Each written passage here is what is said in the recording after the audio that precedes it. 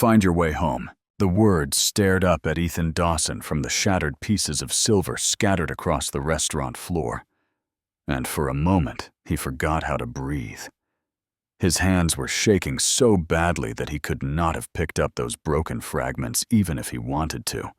And somewhere in the back of his mind, he registered that every single person in the Pinewood Grill had stopped eating to watch this disaster unfold. The compass ornament had slipped from his trembling fingers the moment he read the engraving. Because those 4 words were not just random sentiments chosen by a stranger. Those were the exact words his late wife Claire used to whisper against his lips every single night before they fell asleep. A ritual that had started on their honeymoon and continued for 7 years until the night she never came home. And now a woman he had never met before tonight stood in front of him, snow melting in her blonde hair, mascara running down her frozen cheeks in dark rivers, her stunning red dress absolutely ruined and clinging to her shivering frame. And she had no idea what she had just done to him. 3 hours earlier, everything had been different. Before we continue, please tell us where in the world are you tuning in from? We love seeing how far our stories travel. 3 hours earlier, Ethan had been sitting in his truck outside the Pinewood Grill on December 20th at exactly 6:47 in the evening, watching the snow come down in those big, fat flakes that made everything look like the opening scene of a Hallmark Christmas movie. Except his life was definitely not a Hallmark movie, because those movies did not include 8-year-old daughters who wrote letters to Santa asking for someone to make their daddy smile again, instead of asking for toys. The Christmas lights strung across the restaurant entrance seemed to be personally mocking him with their cheerful blinking, and he had been sitting there for nearly 15 minutes with the engine running, his hands gripping the steering wheel so tightly that his knuckles had gone completely white. The tie around his neck felt like it was slowly strangling him, which made sense because he had not worn a tie since Claire's funeral 4 years ago, and his body was clearly rejecting the foreign object. His phone buzzed with yet another text from his best friend Ryan, who had been harassing him about this blind date for the past 3 weeks, and had apparently decided that today was the day to really turn up the pressure. The message read, "You promised Harper. Do not make me tell your daughter you are a coward." Ethan typed back with one hand while still gripping the steering wheel with the other. Low blow, man. Seriously low. Ryan's response came almost immediately, just a shrugging emoji followed by the words, "Get in there. Her name is Scarlett. Be nice. She has been through a lot." Ethan looked at himself in the rearview mirror and immediately wished he had not. The man staring back at him looked exhausted in a way that went bone deep with dark circles under his eyes that no amount of sleep seemed to fix, and a few strands of gray at his temples that definitely had not been there 4 years ago. His tie was crooked because he had forgotten how to tie one properly, and his whole expression screamed that he was a guy about 3 seconds away from putting his truck in reverse and driving home to tell everyone he had gotten food poisoning. But he could not do that, because this morning his 8-year-old daughter Emma had stood in front of him with her serious little face and made him pinky promise that he would actually go through with this date. And in the Dawson family, pinky promises were sacred. They were unbreakable contracts that carried more weight than any legal document ever could.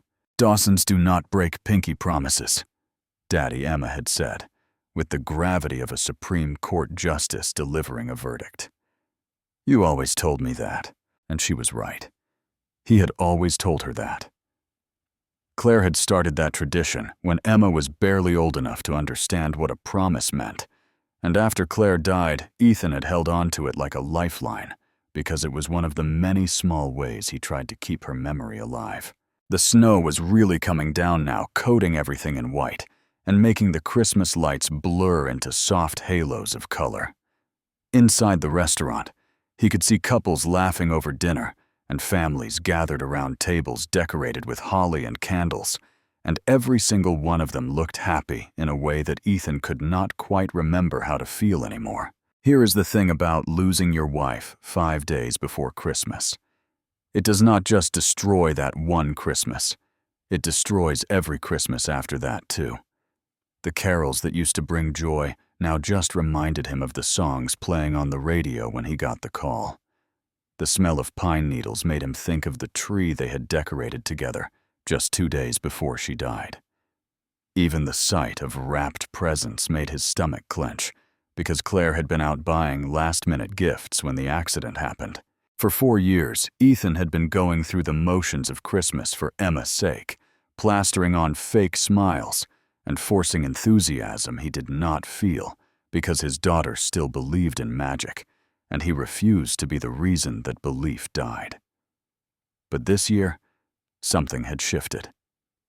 This year, Emma had started leaving notes around the house that were not addressed to Santa asking for toys or games. Instead, Ethan had found a crumpled piece of paper under her pillow that read, "Dear Santa, I do not want any presents this year. I just want my daddy to smile again like he used to when Mommy was here. Can you send someone to help him not be so sad all the time? I promise I have been really good." Finding that note had absolutely wrecked him. He had sat on the edge of Emma's bed and cried for 20 minutes because his 8-year-old kid was using her Christmas wish to try and fix her broken father instead of asking for dolls or video games or any of the normal things children wanted. That was when Ryan had approached him about the blind date. And that was when Emma had overheard and immediately latched on to the idea with the kind of determination that only small children, and particularly stubborn golden retrievers, could muster. So here he was, sitting in his truck in a snowstorm about to walk into a restaurant full of happy people and pretend to be a functional human being who was capable of having a conversation with a woman that was not about work or his daughter or the weather. His wedding ring sat heavy in his jacket pocket. He had taken it off this morning for the first time in 4 years, and his left hand felt naked and wrong without it. Claire had picked out that ring herself, dragging him to 7 different jewelry stores before finding the exact one she wanted. And he had worn it every single day since she slid it onto his finger at their wedding.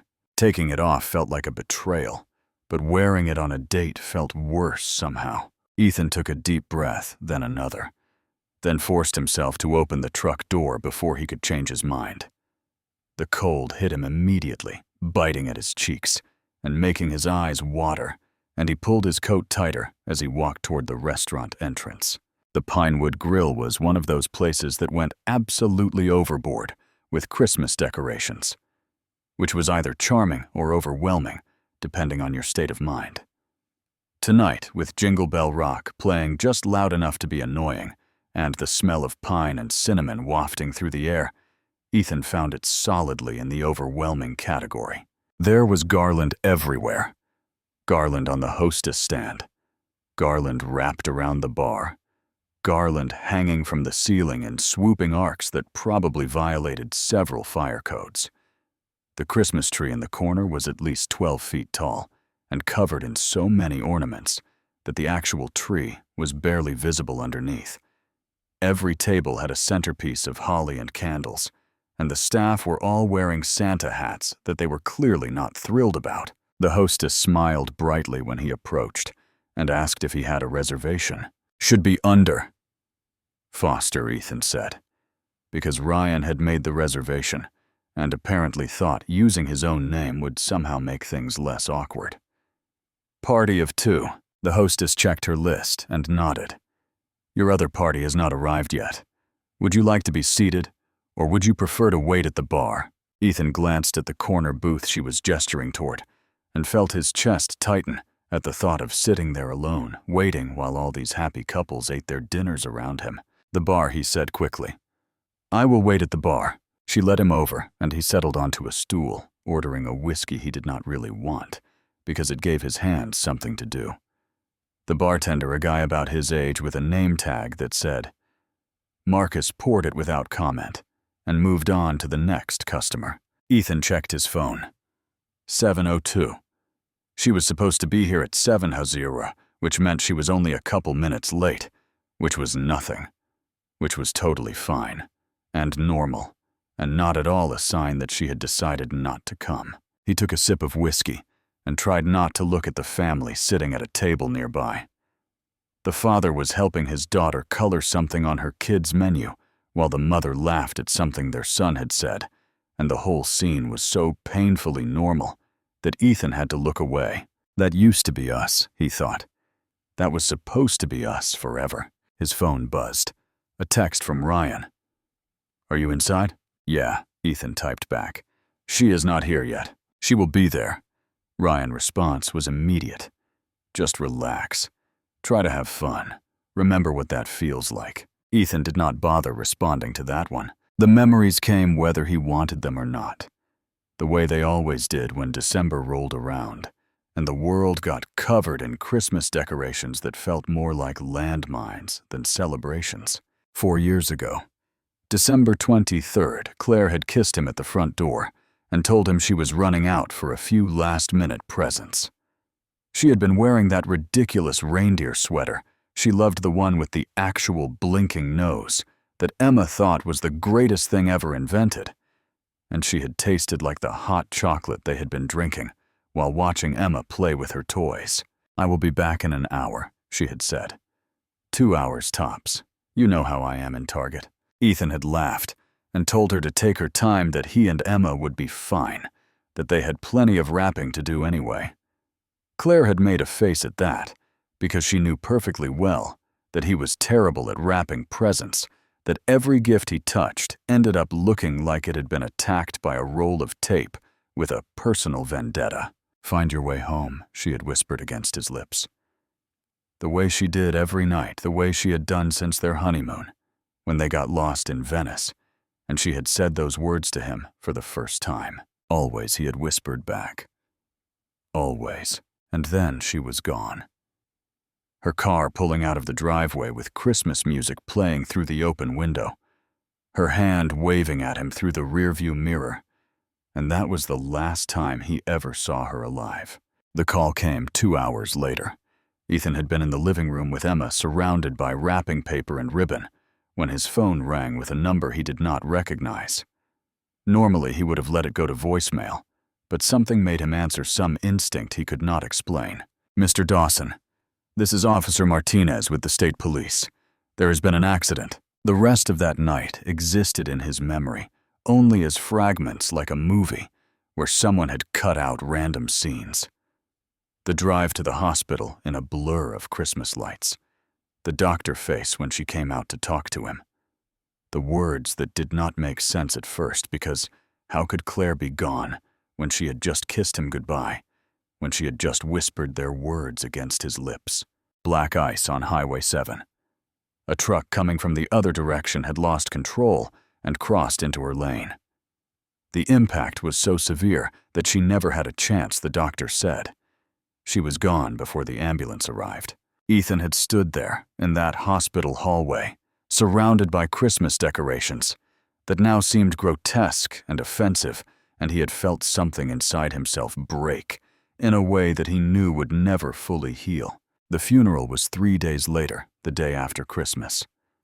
Emma had worn her fancy black dress and held his hand the entire time, and when they lowered Claire's casket into the ground, his daughter had looked up at him with her mother eyes and asked when Mommy was coming back. "She is not coming back."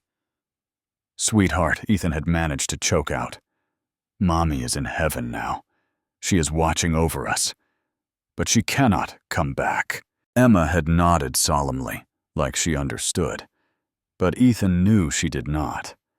Not really. How could she? She was only 4 years old. She still thought that if you wished hard enough, anything could happen. The months that followed were a fog of grief and exhaustion, and the impossible task of learning to be both mother and father to a little girl who kept asking when Mommy would come home from heaven to visit. Ethan had taken a leave from work, which turned into quitting his job entirely because he could not focus on anything except keeping Emma alive and fed and clothed. He had started his own carpentry business instead, working out of his garage, so he could be home whenever Emma needed him. The grief did not get smaller with time. That was the lie people told you at funerals, that it would get easier, that the pain would fade. It did not fade. You just grew larger around it, somehow built yourself big enough to carry it without collapsing under the weight every single day. But sometimes when December came and the Christmas decorations went up and the carols started playing everywhere he went, the weight became too much again. Sometimes he found himself sitting in his truck in parking lots, unable to move, unable to breathe, unable to do anything except remember what it felt like when his world still made sense. This year was supposed to be different. This year, Emma letters to Santa had made him realize that his daughter was not just grieving her mother, she was grieving him too. The father he used to be, the one who smiled and laughed and made terrible jokes that Claire always pretended to hate, but secretly loved. That father had died on December 23rd, along with his wife, and Emma had been left with a ghost wearing her daddy face.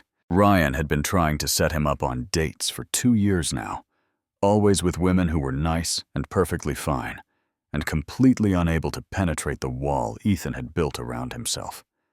But this time, when Ryan mentioned a friend of his wife who had also lost someone, and who also struggled with Christmas, Ethan had paused instead of immediately refusing. And then Emma had overheard, and her eyes had gotten so big and hopeful that Ethan could not bear to disappoint her. "Daddy," she had said that night at bedtime, her voice serious in the way only 8-year-olds can manage. "If you go on this date, and you like the lady does, that mean I might get a new mommy someday?" "I do not know, sweetheart," Ethan had answered honestly. "It is just a date. It does not mean anything yet." But Emma had nodded like he had just promised her the moon. And in the morning she had made him pinky promise to actually go through with it. So here he was, sitting at a bar in a restaurant decorated for Christmas, waiting for a woman named Scarlett, who was now officially 20 minutes late. His phone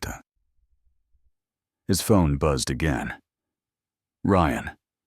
Any sign of her?" "Not yet," Ethan typed back. Maybe she changed her mind. She would not, Ryan insisted. She is probably just stuck in traffic. The snow is getting bad. Ethan looked out the window at the snow coming down in thick curtains and felt a flicker of concern that had nothing to do with the date. Driving in this weather was dangerous. Claire had died in weather like this. If she canceled, I would understand. He typed, "It is nasty out there. She will not cancel." Ryan wrote back, "Trust me. She is not the type to bail on a commitment." Ethan was not sure if that was supposed to make him feel better or worse. He ordered another whiskey and watched the clock on the wall tick past 7:30. By 7:35, Ethan had convinced himself that he had been stood up, and honestly, he felt more relieved than disappointed. This whole thing had been a mistake anyway. He was not ready to date. He was not ready to move on. He was not ready to sit across from a stranger and pretend that his heart was not still buried in a cemetery across town. He was reaching for his phone to text Ryan that he was leaving when he felt a tap on his shoulder. "Excuse me."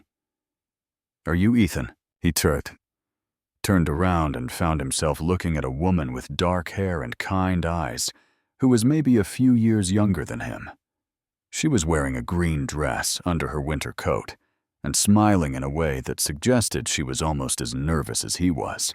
"Yeah," Ethan said, standing up automatically because his mother had raised him with manners, even if the rest of him was a disaster. "Scarlett." The woman laughed, a warm sound that made some of the tension in his shoulders ease. "Close enough. Mind if I sit? Please." Ethan gestured to the stool next to him, feeling slightly foolish for being so surprised that she had actually shown up. "Ryan did not show me a picture. He just said to look for someone looking as uncomfortable as I feel." She laughed again and ordered a glass of wine from Marcus, the bartender, who had clearly been watching this interaction with barely concealed amusement. So she said once her drink arrived. "This is awkward, is it not?" "Incredibly awkward," Ethan agreed.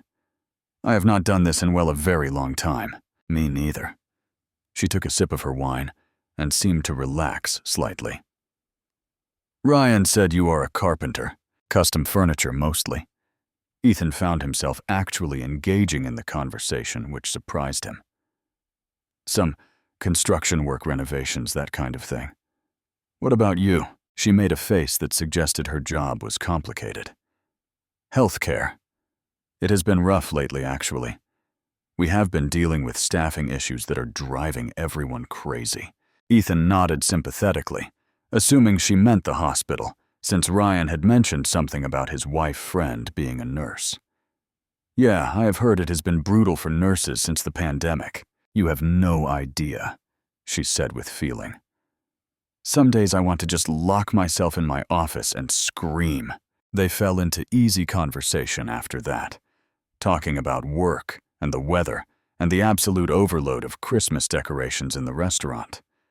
The woman mentioned dealing with some crisis involving scheduling, and Ethan assumed she was talking about hospital shifts. She asked about his life, and he found himself telling her about Emma. "She is 8, he said, pulling out his phone to show a picture of his daughter in her reindeer costume from the school Christmas pageant. She was one of the reindeer in the Christmas program, took her role very seriously, practiced her prancing for weeks. "She is adorable," the woman said, and she sounded like she actually meant it. "Does she still believe in Santa?" "Absolutely." Ethan felt himself smile, a real smile, not the fake ones he had been forcing for years. She is at that age where some of her friends are starting to doubt, but Emma refuses to give up on the magic. She says if you stop believing, the magic stops working. "That is beautiful." The woman's eyes were soft. "My mom used to say something similar." They talked about Christmas traditions and how hard the holiday season could be when you were missing someone. Ethan found himself opening up in a way he had not expected. Maybe because this stranger with the kind eyes did not look at him with pity the way most people did. "Can I ask you something personal?" the woman said after they had been talking for nearly half an hour. "And you absolutely do not have to answer if you do not want to." "Sure," Ethan said. Bracing himself, "Ryan mentioned that you lost your wife. Is it okay to talk about that?" And there it was. The question everyone tiptoed around the topic that made every conversation suddenly feel like walking through a minefield. But something about the way she asked direct and honest without being pushy made it feel safe to answer. 4 years ago, Ethan said quietly. December 23rd. Car accident on Highway 7. Black ice. The woman drew in a sharp breath, and when she squeezed his hand gently, Ethan felt something unlock in his chest that had been stuck for a very long time. "I'm so sorry," she said. "The holidays must be incredibly hard." "They are." Ethan was surprised by how easy it was to say. "I fake it for Emma, you know. Put up the tree, play the carols, act like everything is fine. But inside December feels like being slowly suffocated." "Maybe that is why you are here," she said softly. "Maybe you are ready to find some of that magic again. Not to replace what you had, but to add something new to it." Ethan stared at her, struck by the simple truth of her words. He had spent 4 years treating his grief like a fortress he needed to protect, never considering that maybe it was also a prison he needed to escape. They talked about grief and single parenting, and how holidays amplified everything, both the joy and the mourn. The woman shared that she had lost someone too, a fiancé, years ago, and she understood exactly what it felt like to move through the world with half your heart missing. By 7:50, Ethan was feeling something he had not felt in years. Hope. Actual, genuine hope that maybe he was not destined to spend the rest of his life drowning in memories of what he had lost. And then the woman phone rang, and everything fell apart. She glanced at the screen and her expression shifted to something that looked like panic. "I am so sorry," she said, already standing. "Kitchen emergency. I have to handle this right now." "Kitchen emergency." Ethan blinked, confused. For a nurse. But she was already moving toward the back of the restaurant, telling him over her shoulder to stay right there, that she wanted to finish their conversation, asking if he could give her his number. Ethan sat there feeling stunned and slightly off balance, like the world had just tilted on its axis, and he had not quite caught up yet. He pulled out his phone and texted Ryan. "You were right, man. She is incredible. We really connected." Ryan's response came almost immediately. "Wait, you like her? Is she still there?" "Had to step away for work," Ethan typed back. Something about a kitchen emergency. There was a pause that lasted long enough to make Ethan's stomach start to sink. And then Ryan. Next message appeared. "Work. Dude, Scarlett is an ER nurse. She is off tonight." "What are you talking about?" Ethan blood turned to ice. He looked up from his phone and scanned the restaurant until he spotted the woman he had been talking to.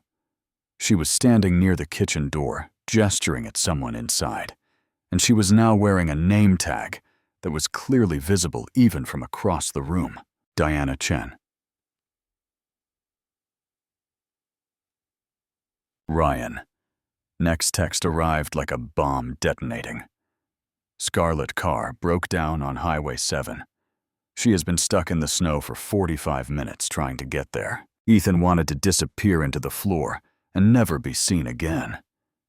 He had spent the last hour pouring his heart out to the restaurant manager, sharing things he had never told anyone, believing the whole time that she was his blind date. This was without question the most embarrassing moment of his entire life. Diana Chen had been managing the Pinewood Grill for 3 years, and she thought she had seen every possible variation of awkward date scenario that could occur in a restaurant setting. She had witnessed proposals that went wrong, arguments that escalated to thrown drinks, and one memorable incident involving a man who brought his mother along to interview his date for suitability.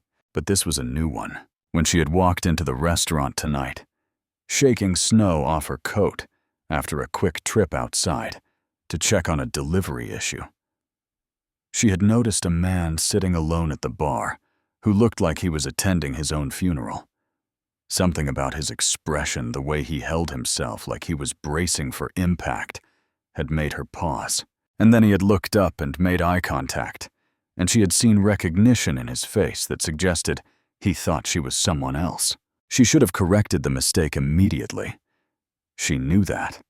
But the man had looked so nervous, so vulnerable, so desperately in need of someone to talk to, that she had found herself sitting down next to him instead. The conversation had started simple enough. Weather work, the ridiculous amount of Christmas decorations that her assistant manager insisted on putting up every year, despite Diana protests that they were definitely a fire hazard. But then the man, Ethan, had started talking about his daughter and his late wife, and Diana had realized that what she was witnessing was not just first date nerves. This was a man trying to learn how to live again after losing everything. Diana had lost her fiancé 8 years ago to cancer, so she understood that particular brand of grief. She understood what it felt like to wake up every morning and have to remind yourself that the person you loved was gone. She understood the guilt that came with laughing again, with enjoying things again, with even considering the possibility of loving someone new. So she had kept talking to him, offering what comfort she could, hoping that whoever his actual date was would show up soon and take over. But then her phone had buzzed with a message from her sous chef about a crisis in the kitchen, involving a broken freezer and about $200 worth of shrimp that was rapidly becoming a health code violation, and she had to excuse herself. She was in the middle of coordinating an emergency transfer to the backup freezer when she noticed Ethan staring at her from across the restaurant, his face pale and his phone clutched in his hand like it contained terrible news. And then she looked down at her name tag and realized what had happened. Oh no, she muttered, handing off the freezer situation to her assistant manager and walking back toward the bar, where Ethan was now slumped over, like someone had let all the air out of him. "You are not Scarlet," he said flatly when she reached him. It was not a question. "I am really not." Diana felt terrible. "I am Diana. I manage this place. I am so sorry. I should have corrected you right away, but you looked so nervous, and I thought your actual date would show up any minute and—" "It is fine." Ethan's voice was hollow. "My friend did not send me a picture. I just assumed. I am an idiot." "You are not an idiot," Diana said firmly. "You are a guy who was clearly terrified to be here, and I should not have let the conversation go that far without clarifying who I was. That is on me." Ethan shook his head, his expression somewhere between mortified and resigned. "My actual date car broke down. She has been stuck on the highway this whole time while I was here, having a heart-to-heart with the restaurant manager about my dead wife." Diana winced.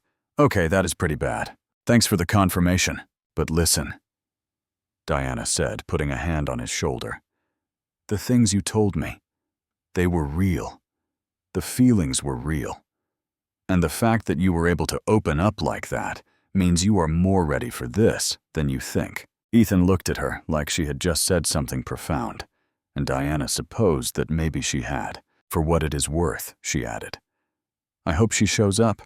I hope she is someone who deserves everything you just shared with me. Because that was the most honest conversation I have heard in this restaurant in 3 years." Before Ethan could respond, the front door of the restaurant burst open, letting in a gust of freezing wind and a flurry of snowflakes. And standing in the doorway was a woman who looked like she had just survived some kind of natural disaster. The entire restaurant went quiet, which was saying something considering it was a Saturday night in December, and the place was packed with people celebrating the holiday season. But when you see someone stumble through a door looking like they just walked through a blizzard, you tend to stop mid-conversation and stare. The woman in the doorway was blonde, her hair plastered to her face in wet strands that were rapidly forming icicles at the tips. Her makeup, which had probably been carefully applied hours ago, was now running down her cheeks in dark rivers of mascara and eyeliner. She was shivering so hard that her teeth were audibly chattering, and her coat was soaked through with melting snow. But it was her dress that made everyone really stare, even ruined, even soaked, even clinging to her trembling frame in a way that suggested she was about 5 minutes from hypothermia. The dress was impossible to ignore. It was red, the deep crimson red of Christmas ribbons, and Valentine's fitted in a way that made it clear she had chosen it specifically to make an impression. Simple pearl earrings that somehow had not been lost in whatever ordeal she had just survived. Glinted at her ears and her heels, totally impractical for a snowstorm. Clicked against the hardwood floor as she stepped inside. She looked like a movie star who had wandered off set and gotten lost in a blizzard. She looked like something out of a fairy tale, the princess after she had escaped the dragon, but before she got to clean up. She looked absolutely beautiful and completely disastrous at the same time. Her eyes scanned the room frantically until they landed on Ethan, still sitting at the bar with Diana standing beside him. Something shifted in her expression. Recognition mixed with relief, mixed with pure exhaustion. And she started walking toward them, leaving a trail of wet footprints and melting snow in her wake. Ethan stood up without thinking, his embarrassment temporarily forgotten in the face of this entrance. "Owen!" Her voice came out shaky, probably from the cold. Ethan. Are you Ethan?" "That is me," Ethan said, and then immediately felt stupid for not saying something more helpful like, "Are you okay? Or do you need a blanket? Or should I call an ambulance?" "I am Scarlet." She was breathless and mortified, her words coming out in rapid bursts between shivers. "I am so sorry I'm late. My car died on Highway 7, and I have been trying to get here for over an hour. Said they could not come for at least 2 hours because of the weather, and I tried calling a cab, but none of them were running because of the snow, and I was going to just give up. But then a trucker stopped and gave me a ride to the exit, and I walked the rest of the way. And I know this is the worst first impression in the history of first impressions, but I promised I would be here, and I do not break promises." She paused to gasp for air, still shivering violently. "Especially not before Christmas," she finished weakly. Ethan stared at her. This woman, this complete stranger, had hitched a ride with a trucker and walked 2 miles through a blizzard to get to a blind date that most people would have canceled with a simple apologetic text. "You still came," he said, and his voice came out amazed in a way that surprised even him. "You could have just canceled. You look like you walked through a war zone." Scarlett let out a laugh that was half sob, half hysteria. "I look like a drowned rat that someone left in a freezer. But I could not. I could not just not show up. My sister is at home waiting to hear how this went, and I could not let her down. I could not give up just because things got hard." She was clutching something in her frozen hands, Ethan realized. A small package wrapped in what had probably been nice paper before it got soaked through with snow. "I brought you this," Scarlett said, holding it out to him with shaking hands. "I know it is stupid, and it is ruined now anyway, but I could not show up empty-handed at Christmas." Ethan took the soggy package carefully, suddenly aware that every single person in the restaurant was watching them with rapt attention. Even Diana, who should have been dealing with her freezer crisis, was standing there with her hand pressed to her heart, like she was watching the climax of a romantic comedy. "You should open it," Diana whispered.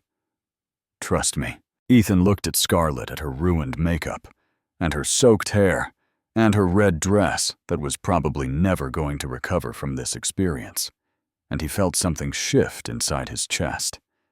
He carefully unwrapped the soggy paper, his hands moving slowly so he would not damage whatever was inside.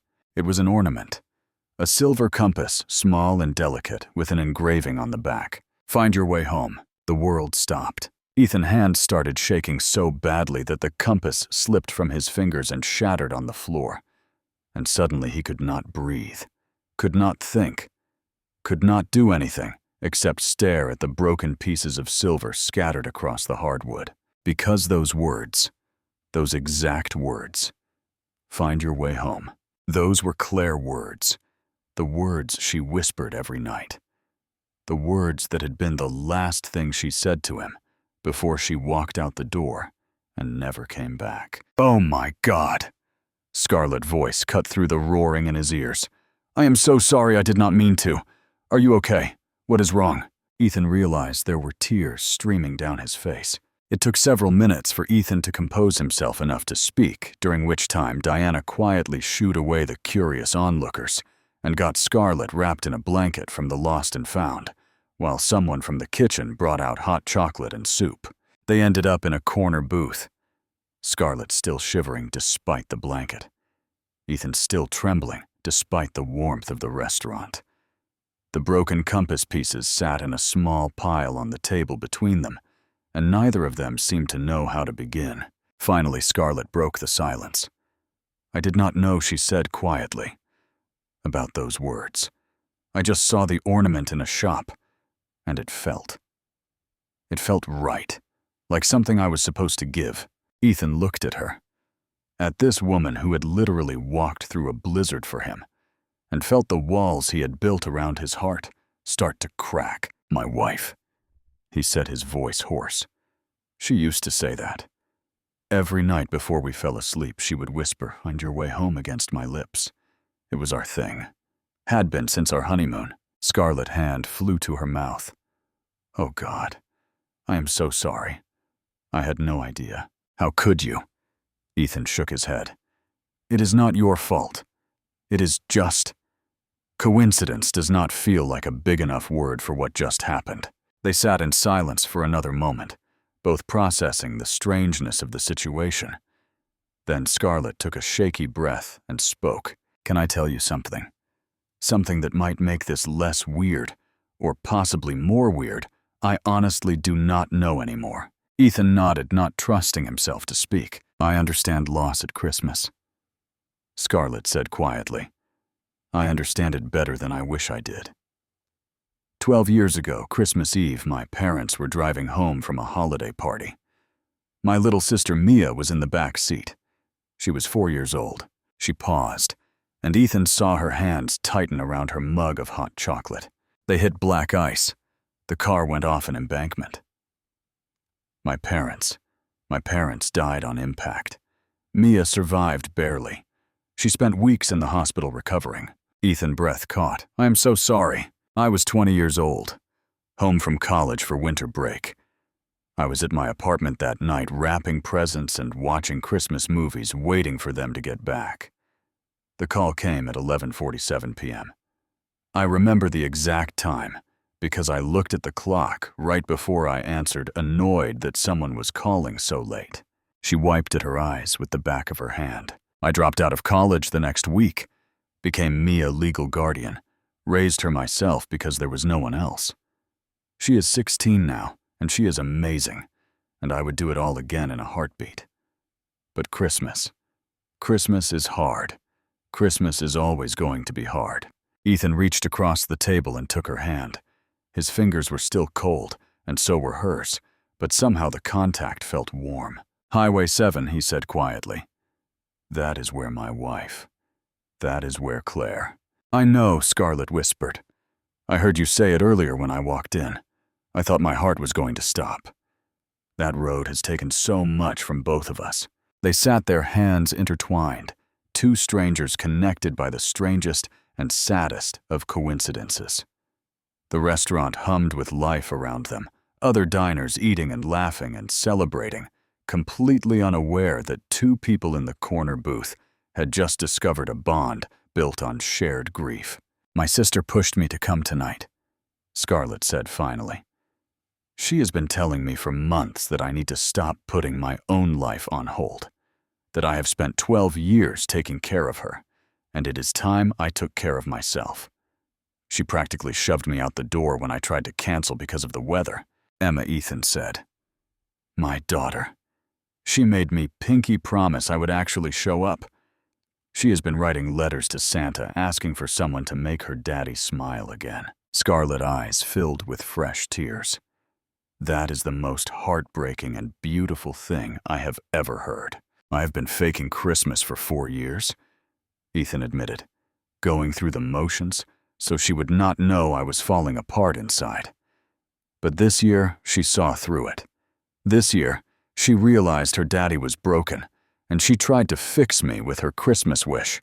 And you are here, Scarlett said softly. Despite everything, despite how hard it must have been to walk through those doors, you are here. So are you. Ethan squeezed her hand. You walked 2 miles through a blizzard. You could have frozen to death. Why? Because I promised. Scarlett's voice was firm despite her exhaustion. And because maybe I was hoping that something good could come out of something that started so badly. Maybe I was hoping that the universe would not be cruel enough to put another obstacle in my path on the week of Christmas. They looked at each other across the table. Two people who had every reason to give up on love and happiness and hope. Two people who had shown up anyway. This is the strangest date I have ever been on, Ethan said. Me too, Scarlett agreed. But I do not want it to end yet. Neither do I. Diana appeared at their table with 2 plates of food that neither of them had ordered. On the house, she said with a smile, consider it an apology for the confusion earlier. And also because that was the most romantic thing that has ever happened in my restaurant, and I want to see how it ends. Scarlett looked confused. What confusion? Ethan felt his cheeks flush. I will explain later. It involves me being an idiot, and your blind date talking to the restaurant manager for an hour, thinking she was you. Scarlett burst out laughing, a real laugh that transformed her whole face despite the ruined makeup and the still damp hair. This night keeps getting weirder and weirder. Diana winked at Ethan. I told you she would be worth waiting for." As Diana walked away, Ethan looked at Scarlett, at this woman who had fought through a snowstorm to keep a promise, who understood his grief in a way most people could not, who had somehow given him a gift engraved with his late wife, words without having any idea what they meant. So Ethan said slowly, "Want to start over?" Scarlett smiled, and it was like watching the sun break through clouds. "I would like that." "Hi, I am Scarlett Hayes. I am an ER nurse. I have a teenage sister named Mia. I cannot cook to save my life, and I walked 2 miles through a blizzard because I do not know how to give up on things." "Ethan Dawson," Ethan replied. "I am a carpenter. I have an 8-year-old daughter named Emma. I make terrible jokes that nobody laughs at, and I am really glad you did not give up." They talked until the restaurant closed about everything, and nothing about grief and hope, and the strange paths life takes when you are not paying attention. And when they finally walked out into the still falling snow together, Ethan felt something he had not felt in 4 years. He felt like maybe, just maybe, he was finally finding his way home. The drive home that night was slow and careful. Ethan following behind Scarlett's rental car to make sure she got back safely, since her own vehicle was still stranded on Highway 7. They had exchanged phone numbers and made plans to meet for coffee later in the week, and Ethan could not stop smiling even though the roads were treacherous and the snow showed no signs of letting up. When he finally pulled it into his driveway, he sat in his truck for a full 5 minutes, just breathing. This night had been a disaster from start to finish. He had poured his heart out to the wrong woman, then nearly had a breakdown in front of the entire restaurant when the right woman showed up looking like she had survived an apocalypse. The compass ornament that Scarlett had given him was still in pieces on a table at the Pinewood Grill, which Diana had promised to sweep up and save for him. And yet somehow impossibly it had also been the best night he had had in 4 years. Inside the house, Ryan's wife Sarah was watching TV with the volume low, Emma asleep under a blanket next to her on the couch. "How did it go?" Sarah whispered, her eyes bright with curiosity. "Ryan has been texting me updates all night. Something about you talking to the wrong person." Ethan felt his cheeks flush again. "I will explain tomorrow." "But yeah, it was good. Really good." Sarah's face broke into a wide smile. "I am so happy for you, Ethan." "Really?" He carried Emma up to her bed, tucking her in carefully and brushing her hair back from her forehead.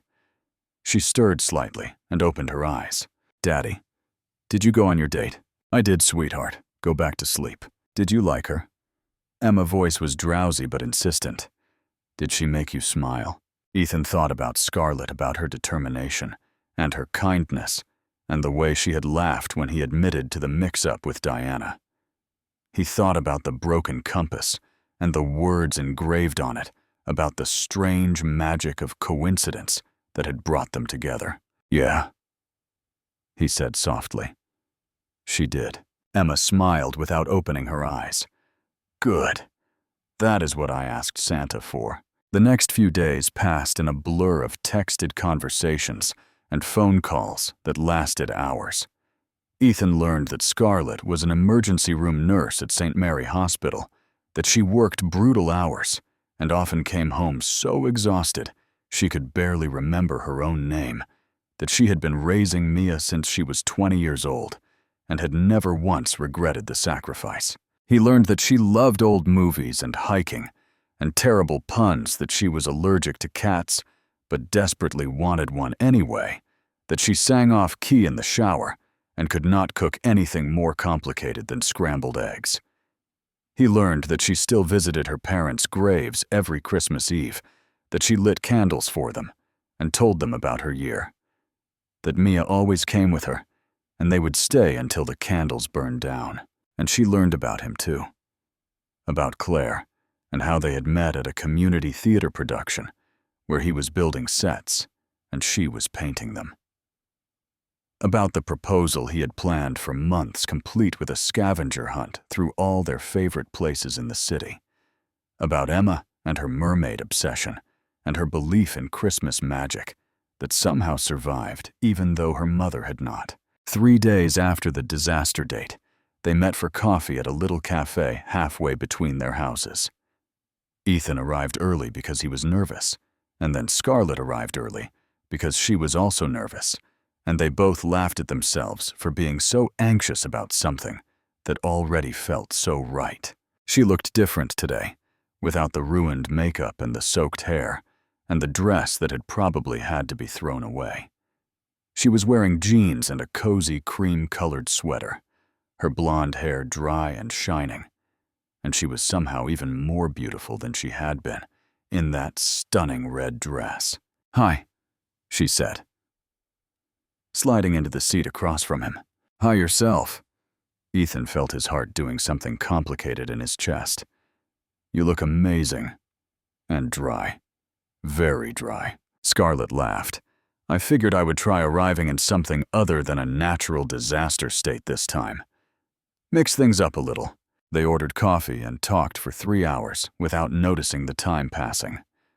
The conversation flowed easily, jumping from topic to topic, without any of the awkward pauses that usually plagued first and second dates. Ethan found himself actually laughing actual real laughter that came from somewhere deep in his chest, and Scarlet eyes would light up every time he did, like she was counting each laugh as a personal victory. "Tell me about Emma," she said eventually. "Not the facts, but the real stuff. What makes her?" Ethan thought for a moment. "She is stubborn. Gets that from her mother. Once she decides something, there is no walking her out of it. She is also incredibly kind. Last month, she gave her allowance to a homeless man we passed on the street, did not even hesitate. She is obsessed with mermaids. Obsessed. Her room looks like the Little Mermaid exploded inside it, and she still believes in magic. After everything she has been through, losing her mom at 4 years old, she still believes that if you wish hard enough, good things will happen." "She sounds amazing," Scarlett said softly. "She is. She is the reason I get up in the morning, the reason I keep going." Ethan paused. "She is the reason I was there that night, actually. At the restaurant. She made me promise." Scarlett reached across the table and took his hand. "Then I owe her a thank you." They made plans to have dinner later in the week, a real dinner, at a real restaurant, where Ethan would make an actual reservation, and Scarlett would drive a rental car that was not stranded on the highway. And when they said goodbye in the parking lot, Scarlett hugged him, and Ethan held on longer than was probably appropriate for a second date. "I am really glad your car broke down," he murmured against her hair. "Me too," she whispered back. "Best worst night of my life." 2 weeks passed, and what had started as a disastrous blind date had somehow evolved into something that felt like the beginning of a real relationship. They saw each other whenever their schedules allowed, which was not as often as either of them would have liked. Given Scarlett brutal ER shifts and Ethan tendency to work through meals when he was in the middle of a project. But they made it work. Coffee dates when she had an hour between shifts. Dinner at his house when Emma was at a friend for a sleepover. Long phone calls late at night when they were both too tired to sleep, but not tired enough to stop talking. Emma was curious about Daddy's new friend, as Ethan had been calling Scarlett, and she peppered him with questions every time he came home from seeing her. "Is she pretty?" Emma asked one night while Ethan was making dinner. "Very pretty." "Does she like mermaids?" "I do not know. I will have to ask her." "Can she braid hair?" Emma's voice turned serious. "Because you are really bad at braiding hair, Daddy.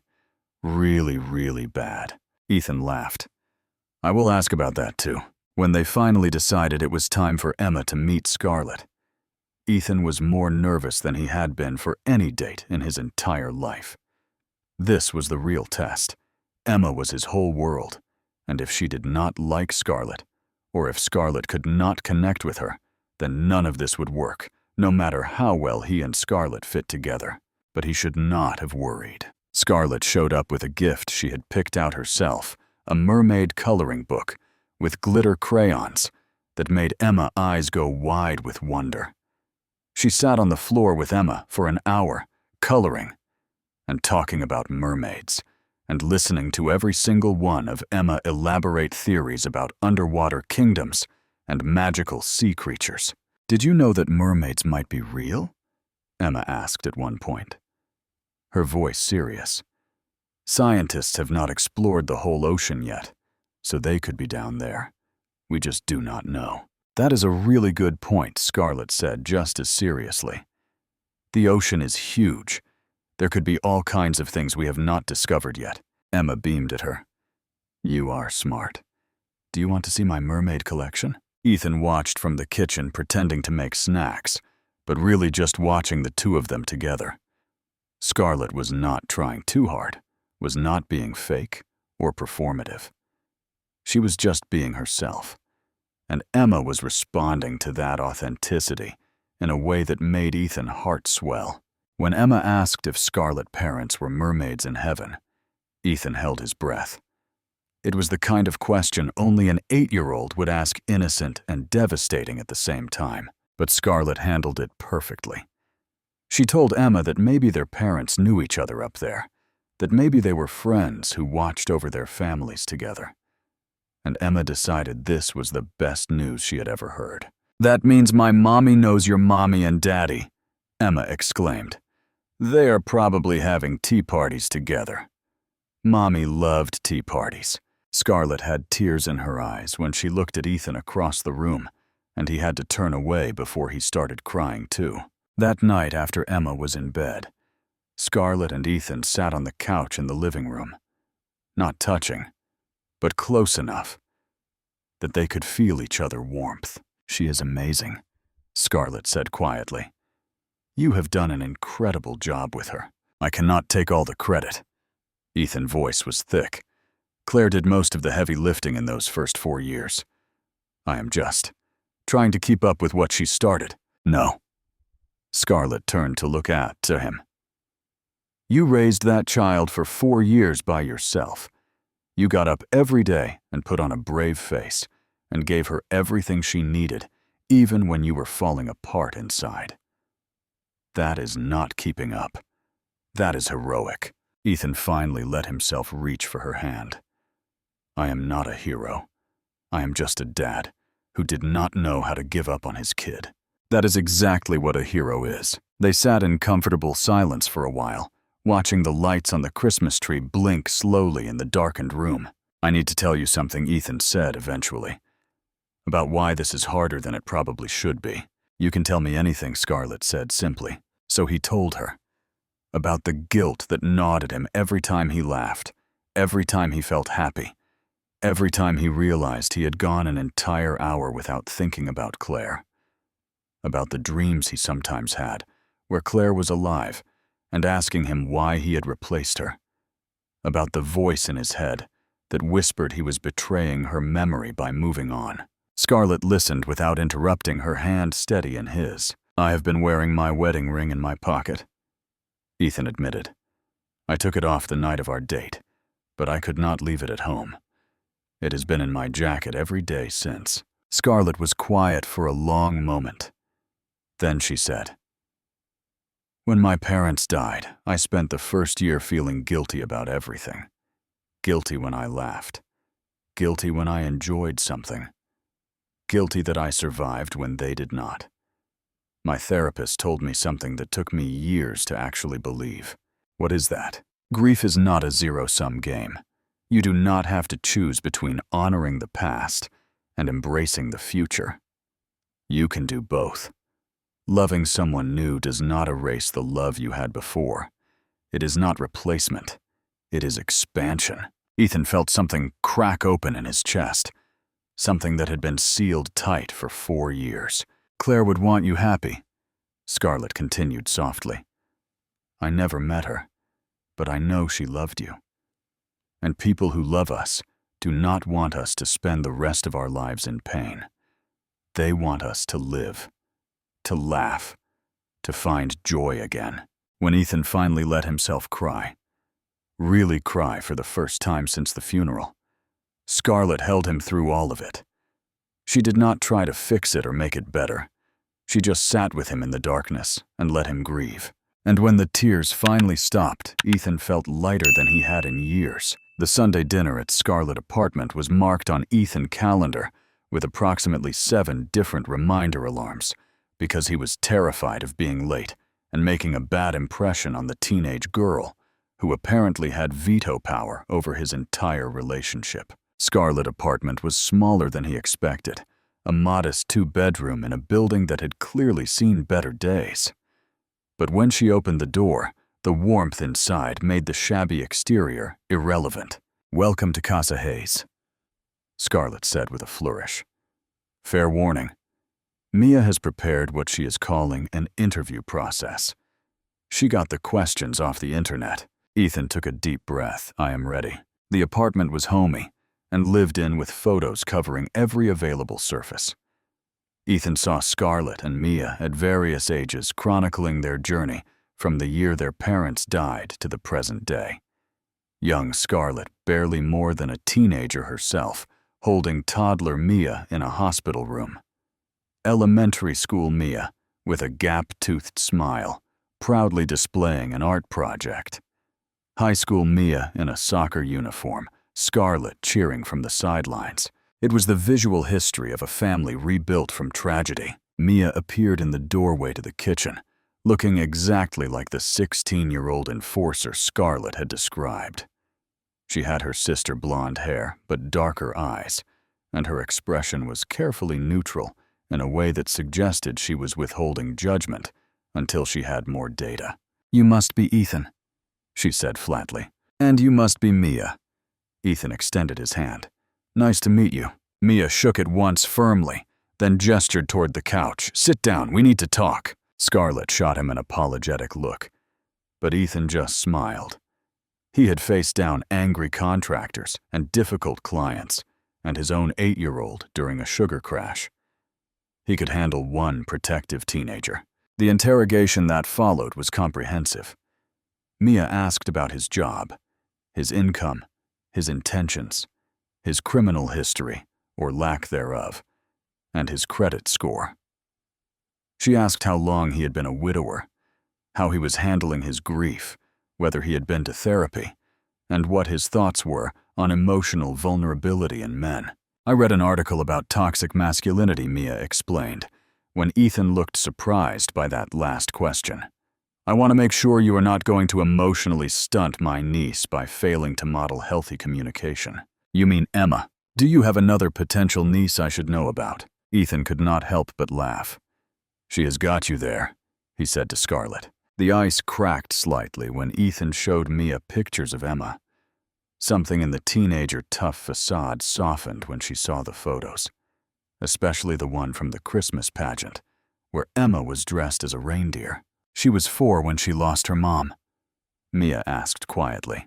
"Just turned 4. Mia was silent for a moment. "I was 4 when. I do not remember much about before, just flashes sometimes." Ethan met her eyes.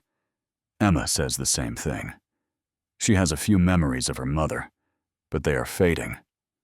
I try to tell her stories, show her pictures, but it is hard." Something passed between them, an understanding that transcended the awkwardness of the interview.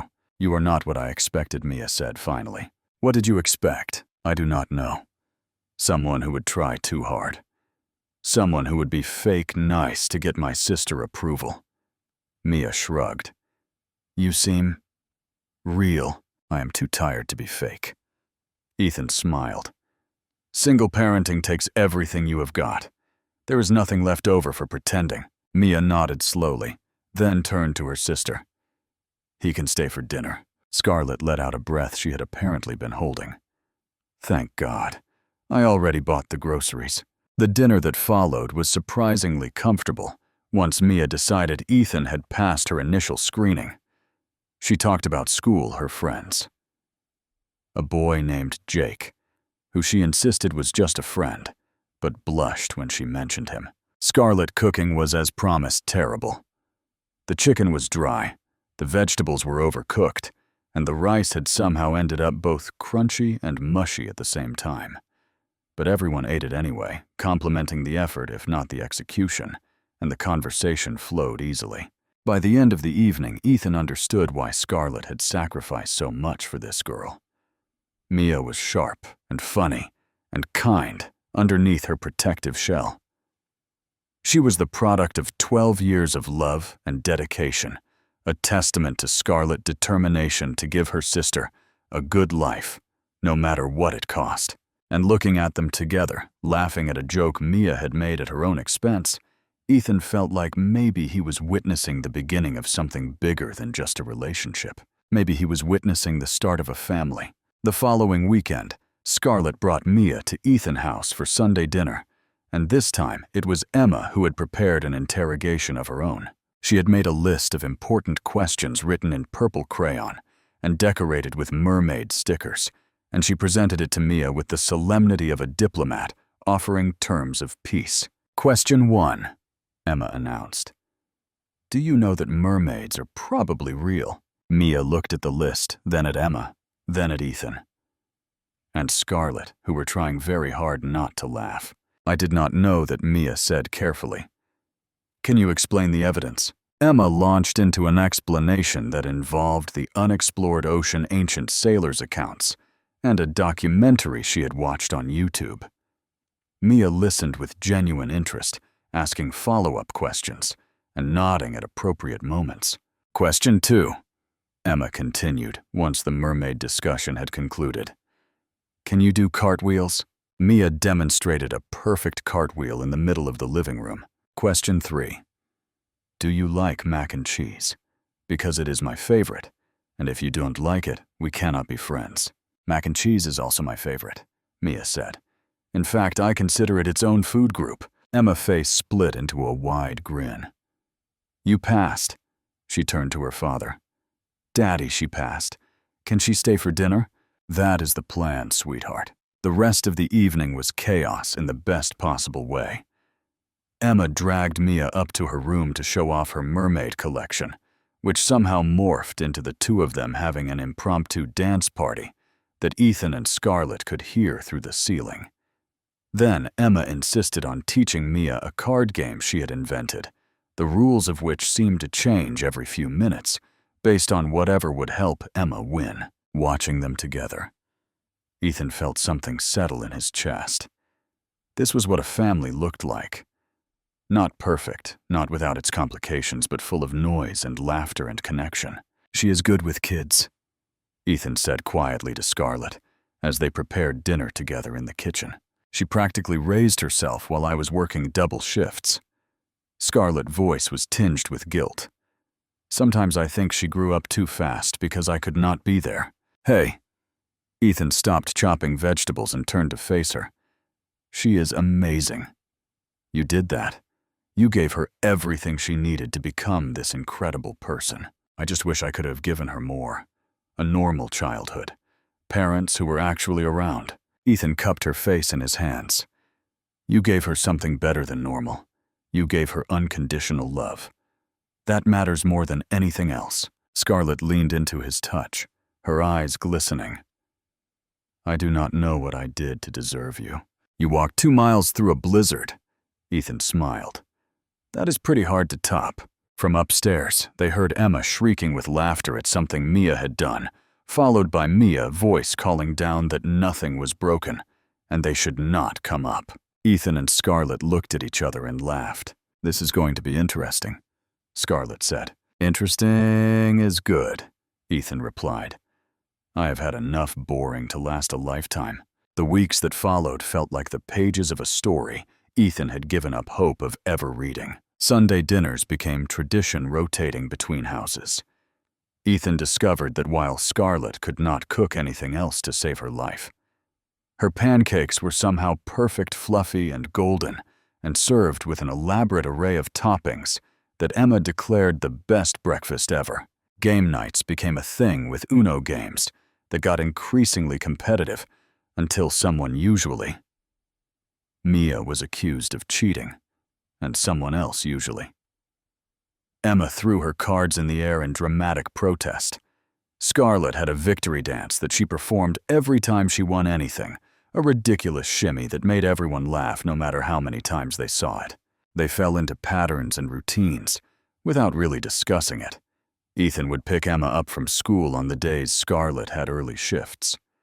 Scarlett would help Emma with her reading homework because Ethan's patience for sounding out words was limited on a good day and non-existent after a long day of work. Mia started babysitting Emma occasionally, and the two of them developed a bond that seemed to grow stronger every time they were together. One night, while Ethan and Scarlett were washing dishes after Sunday dinner, and Emma and Mia were playing some elaborate game in the living room, Emma came into the kitchen with an announcement.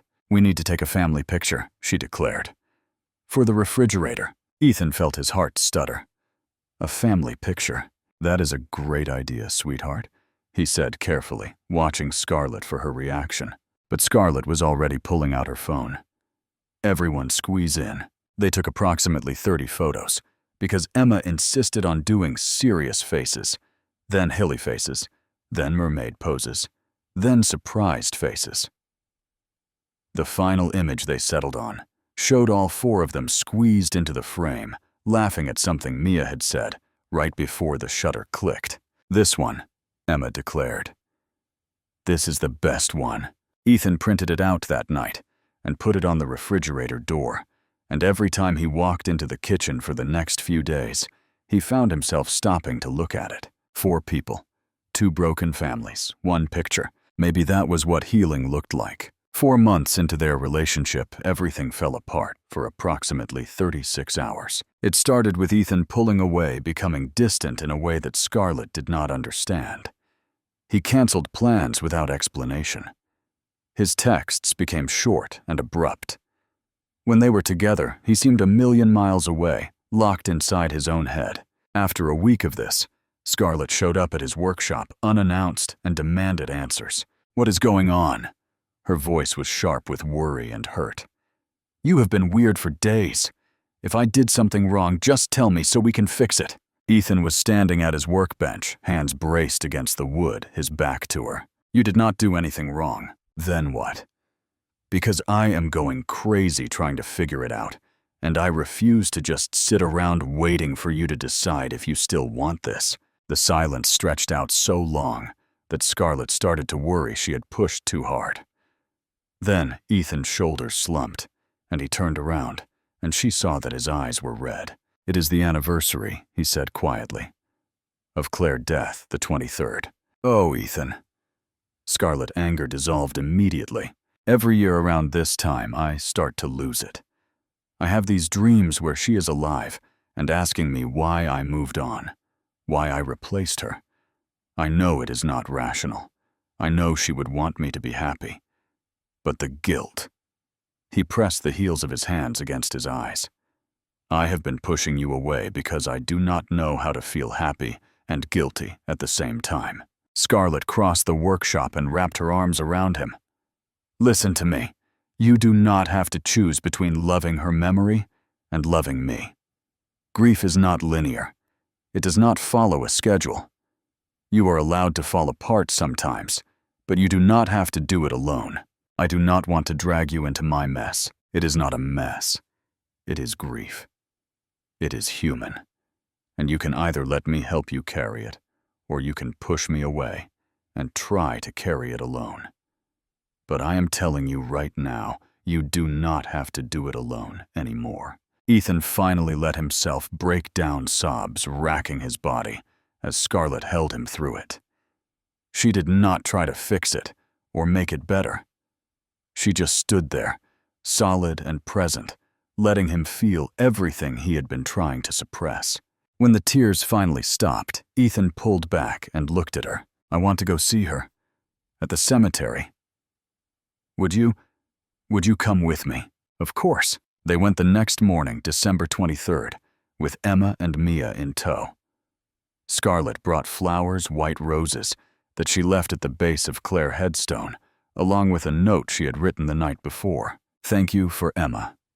The note read, "Thank you for loving Ethan so well that he still believes in love. I promise to take care of them." Emma talked to her mother grave the way she always did, telling her about school and her mermaid collection and Scarlet terrible cooking. And when they finally walked away, Ethan felt something shift inside him. The grief was still there. It would always be there. But so was hope. So was love. So was the future. And for the first time in 4 years, that felt like enough. 6 months into the relationship, Scarlet came home from a double shift, looking more exhausted than Ethan had ever seen her. She collapsed onto his couch without even taking off her coat. Her eyes closed and her face pale. "Rough night?" Ethan asked. Sitting down beside her, "You have no idea." She did not open her eyes. "We were short-staffed again. I worked 16 hours straight.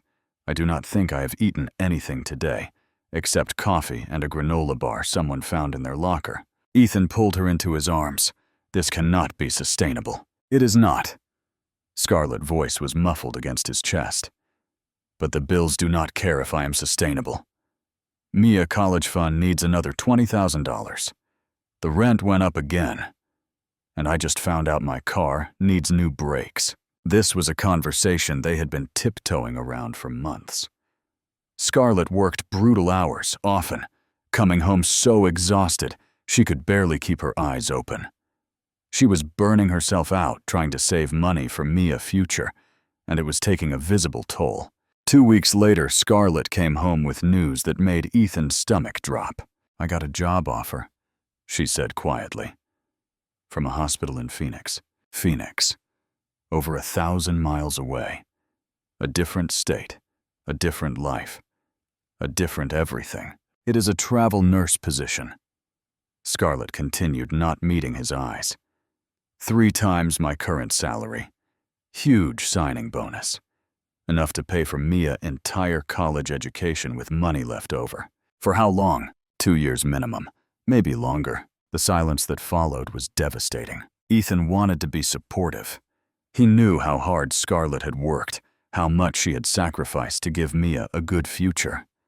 He knew that this opportunity was exactly what she had been hoping for, the solution to the financial stress that had been crushing her for years. But 2 years. 2 years of video calls and occasional visits. 2 years of watching Emma grow up without Scarlet there for Sunday dinners and game nights and mermaid discussions. 2 years of this thing they had built together, slowly falling apart under the weight of distance. "When do you have to decide?" "End of the month." Ethan nodded slowly, his heart sinking. Okay, we will figure it out." But they both knew that some things could not be figured out. Some things were just impossible, no matter how much you wanted them to work. The fight happened the night before Scarlet was supposed to give her answer to the Phoenix hospital. Ethan had been trying to be supportive all month, telling her that he understood that she had to do what was best for Mia, that they would make the distance work somehow. But the truth was, he was terrified. Terrified of losing her. Terrified of watching Emma heartbreak. Terrified of going back to the darkness he had lived in before she walked through that restaurant door, looking like she had survived a blizzard. "So you are leaving," he said, when she came over to talk. His voice came out sharper than he intended. "That is what you are telling me." "I am telling you I have to think about Mia's future." Scarlet's own voice was strained. "I have been putting my life on hold for 12 years, and now I finally have a chance to give her everything I promised. And what about us? What about Emma?" "She loves you, Scarlet. She has already started calling you Mom in her head. I can tell by the way she looks at you. You do not think this is killing me?" Scarlet's eyes were bright with tears. "You do not think I have spent every night for a month crying about this. I love you. I love Emma. But I made a promise to Mia years before I ever met you, and I do not know how to break that promise. So our promises do not matter. That is not fair. None of this is fair." Ethan's voice rose despite himself. "I finally found someone who makes me want to live again, instead of just survive. And you are choosing to walk away." "I am choosing to be responsible," Scarlet shot back. "I am choosing to make sure my sister does not spend her whole life drowning in debt, because I wanted to be selfish. Being with us is not selfish. For me it is.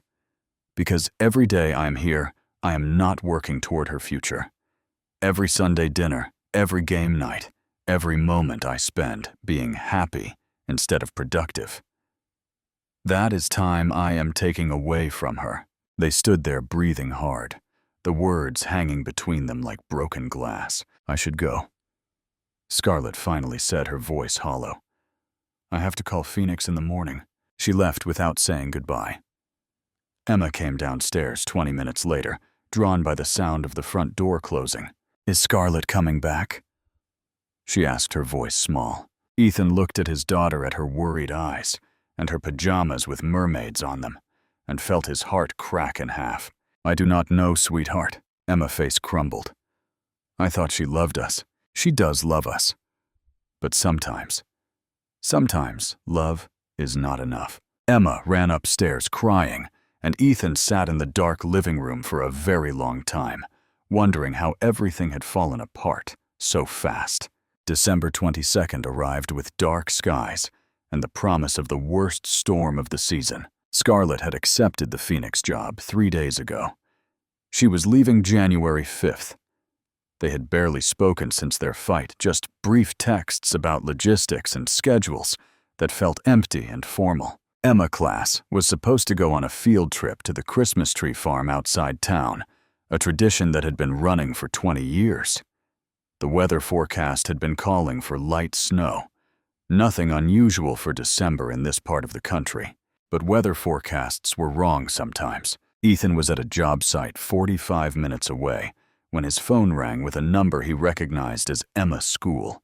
Mr. Dawson, this is Principal Martinez. I need you to stay calm. Those words, stay calm, immediately made his heart start racing. The school bus got stuck on Highway 7. The snow came in faster than expected. The bus slid off the road and cannot get back on. Emergency services are on their way, but the roads are closing. We are in contact with the driver and all the children are safe, but Highway 7, the same highway where Claire died, the same highway where Scarlett's parents had their accident. I am coming, Ethan said, already running to his truck. Tell them I am coming. But when he turned the key in the ignition, nothing happened. His battery, which he had been meaning to replace for weeks, had finally given up in the cold. He tried again. Nothing, again, nothing. 23 miles between him and his daughter. No working vehicle. Roads closing by the minute. Ethan did the only thing he could think of. He called Scarlett. Scarlett was at her apartment packing boxes when her phone rang. Emma is trapped. Ethan's voice was ragged with panic. School bus got stuck on Highway 7. My truck will not start. I cannot get to her. Scarlett, I need help. Everything in Scarlett's body went cold. Highway 7. In a blizzard. The same road that had taken everything from her. She had not driven in serious snow since her parents' accident. The few times she had tried, she had panic attacks so severe she had to pull over and wait them out. Winter driving was her deepest fear, the trauma she had never been able to shake, no matter how many years passed.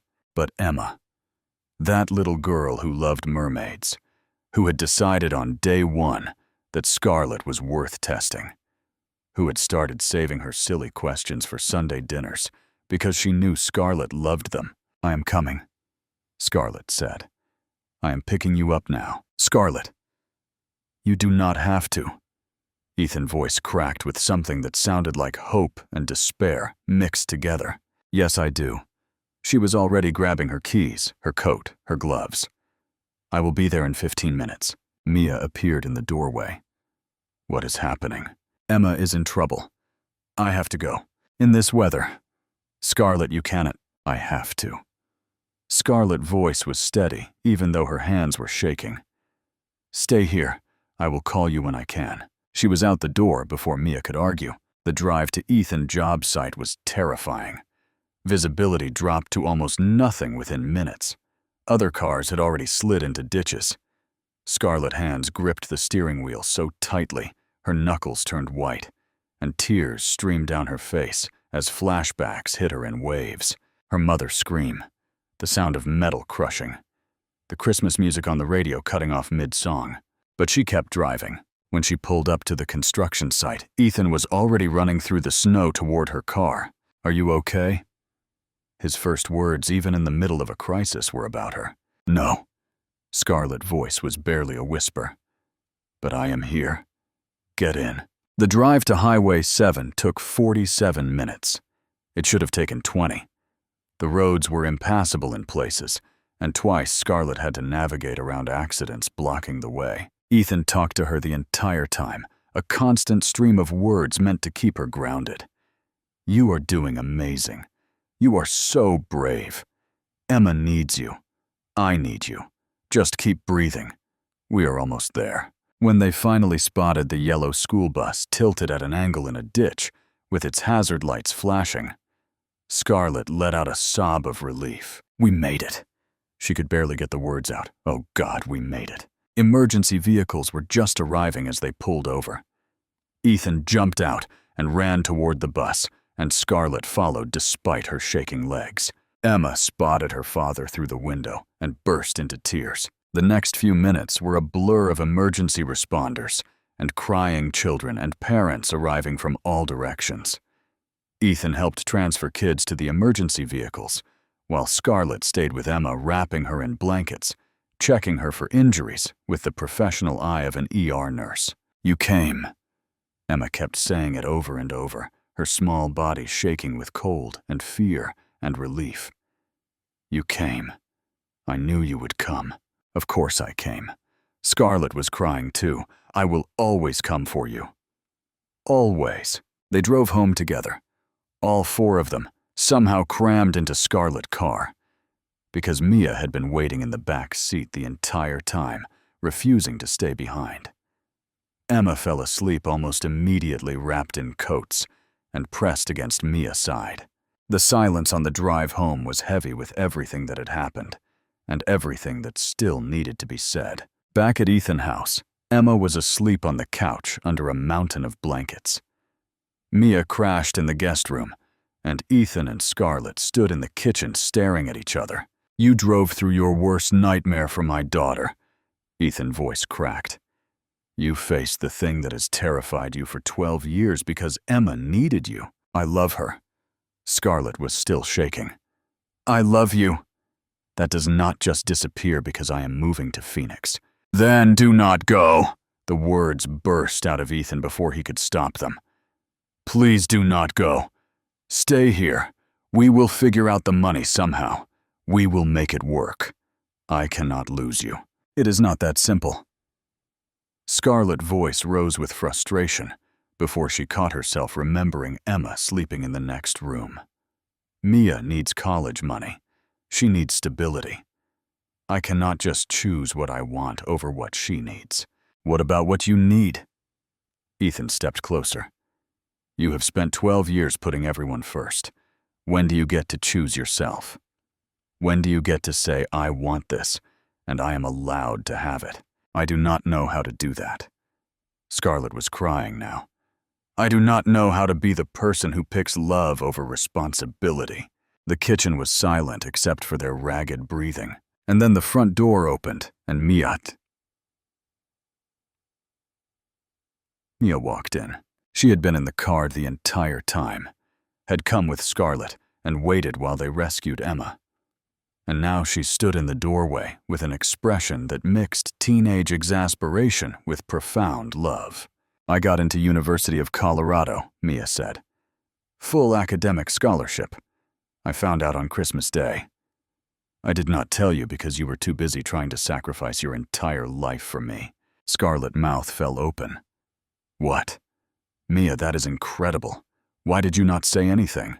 "Because you have been a martyr for 12 years, and I am sick of it."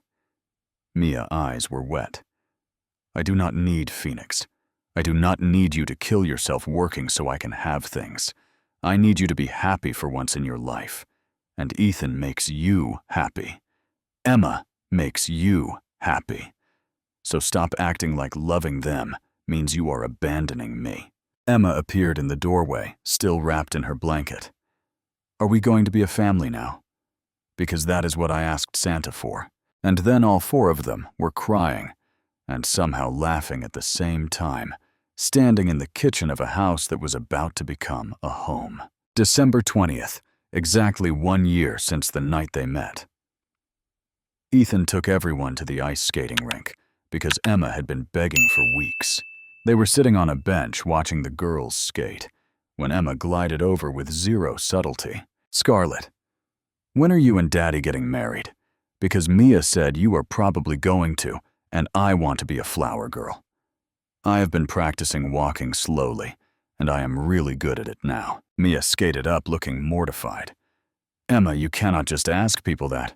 But Scarlett was laughing and looking at Ethan. "I do not know, Emma. Has your dad asked me?" Ethan dropped to one knee right there on the ice. He pulled out the ring he had been carrying in his pocket for 3 weeks, waiting for the right moment, not realizing until just now that every moment with her was the right moment. "I was waiting for perfect timing," he said, his voice thick with emotion. "But I realized that every moment with you is perfect. You showed me that courage is not about not being afraid. It is about doing the hard thing anyway. You drove through a storm for my daughter. You walked 2 miles through a blizzard to keep a promise. Scarlett Hayes, will you marry me? Will you let us be your family forever?" "Yes." Scarlett was crying and nodding and laughing all at once. 1,000 times yes. Emma screamed so loud that everyone on the rink stopped skating to stare. They got married on December 20th, the following year, at the Pinewood Grill, where they had met. The restaurant was decorated with white flowers and twinkling lights, and Diana Chen catered the whole thing while making jokes about the time Ethan had poured his heart out to her, thinking she was his blind date. The ceremony was small.